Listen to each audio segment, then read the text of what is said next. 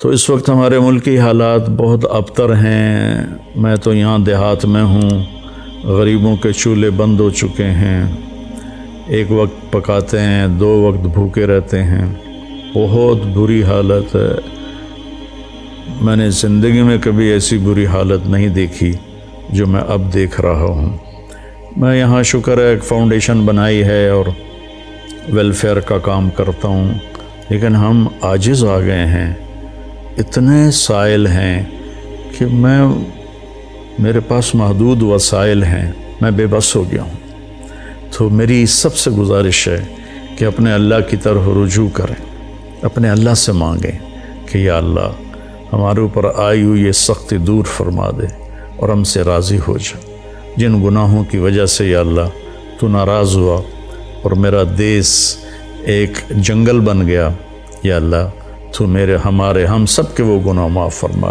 اس میں بھی مجرم ہوں اور 22 کروڑ عوام بشمول حکومت سب جتنے محکمے ہیں، ہم سارے اس میں مجرم ہیں کہ ہم نے اس چھوٹی سی دنیا اور چند دن کی زندگی کے پیچھے اپنے اللہ کو بھی ناراض کیا ہوا ہے، اپنے رسول کو بھی ناراض کیا ہوا ہے، اپنی قبر کو بھی آگ سے بھرا ہوا ہے اور اپنے حشر کو بھی تباہی سے ہم نے بھرا ہوا ہے۔ ہمارے سامنے صرف یہی زندگی ہے جس کا اللہ تعالیٰ کہتا ہے یعلمون ظاہرا من الحیات الدنیا وہم عن الآخرۃ ہم غافلون۔ تمہیں صرف دنیا کی زندگی معلوم ہے، تمہیں پتہ ہی نہیں ہے کہ آخرت میں کیا ہونے والا ہے۔ جب اللہ دے گا تو ایسا دے گا کہ کسی کا تصور نہیں ہو، جب اللہ پکڑے گا تو ایسا پکڑے گا کہ کسی کو تصور ہی نہیں۔ ان بطش ربک لشدید، تیرے رب کی پکڑ انتہائی سخت ہے۔ میرے نبی نے فرمایا جہنم سے ایک ڈول پانی نکال کے 7 سمندر میں ڈالو تو 7 سمندر ابل جائیں گے، تو اس پانی کا ٹیمپریچر کیا ہوگا۔ اور دوسری طرف فرمایا کہ جنت سے ایک نوخن کے برابر کسی چیز کو یوں کر کے زمین پہ رکھ دو تو ساری کائنات وہ خوشبو سے بھر جائے گی اور روشن ہو جائے گی۔ تو دینا بھی بڑے اعلیٰ طریقے کا ہے، پکڑنا بھی اس کا بہت خوفناک ہے۔ بھائیو، ہر آدمی اپنے نفس کو، اپنے آپ کو جانتا ہے کہ وہ صحیح کر رہا ہے یا غلط کر رہا ہے۔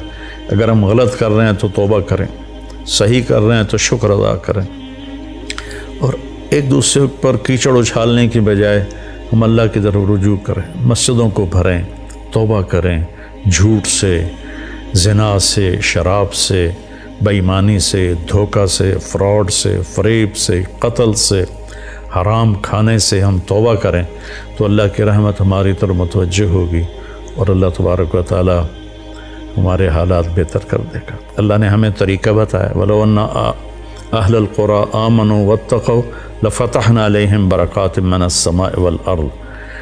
اگر یہ شہر کے لوگ ایمان لے آئیں اور تقوی اختیار کریں تو زمین آسمان کی برکتوں کے دروازے میں کھول دوں گا۔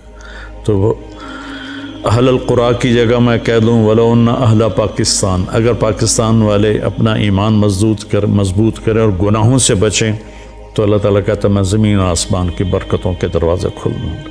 تو بھائیو، مصیبت کو ٹالنے کا راستہ ایک دوسرے کو برا بھلا کہنا نہیں ہے، مصیبت کو ٹالنے کا راستہ اللہ کے سامنے آہوزاری کرنا ہے۔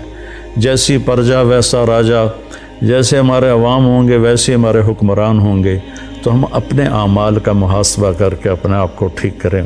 اللہ تعالیٰ ہماری توبہ کو قبول فرمائے اور ہم سے راضی ہو۔ السلام علیکم۔